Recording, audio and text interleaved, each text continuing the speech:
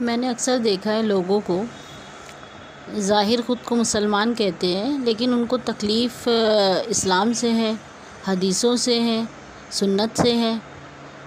اگر آپ اپنا اسلام اپنے کنوینئنٹ کے حساب سے چلانا چاہتے ہو تو اسلام آپ کے کنوینئنٹ کے حساب سے نہیں چلتا ہے۔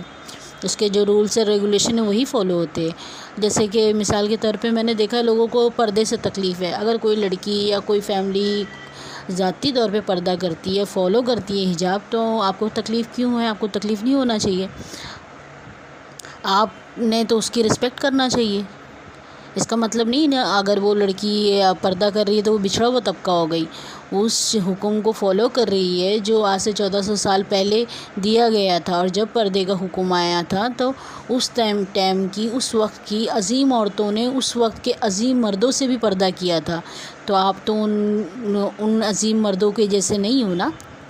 جب قرآن میں، حدیث میں آپ صلی اللہ علیہ وسلم نے بول دیا ہے، کہہ دیا ہے صاف لفظوں میں کہ عورت نے پردہ کرنا ہے، عورت نے نقاب کرنا ہے، حجاب کرنا ہے تو کرنا ہے۔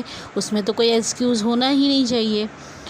وہ تو بھائی ہے، یہ تو بھائی جیسا ہے، آپ کے بھی بھائی ہیں۔ نہیں، ہمارے بھائی ہی ہمارے بھائی ہوں گے، کوئی بھی ہمارا بھائی نہیں بن سکتا۔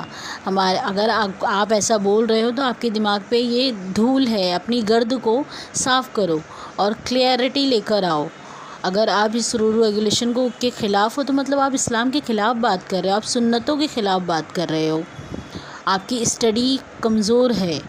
اب ایک اتنی آسان سی چیزیں آپ کو سمجھ نہیں آ رہی ہے کہ عورت کو اللہ تعالیٰ نے پردے میں رہنے کا حکم دیا ہے، اور کوئی لڑکی یا عورت کرتی ہے تو ذاتی طور پہ اپنی خوشی سے تو آپ نے اس کی رسپیکٹ کرنا ہے۔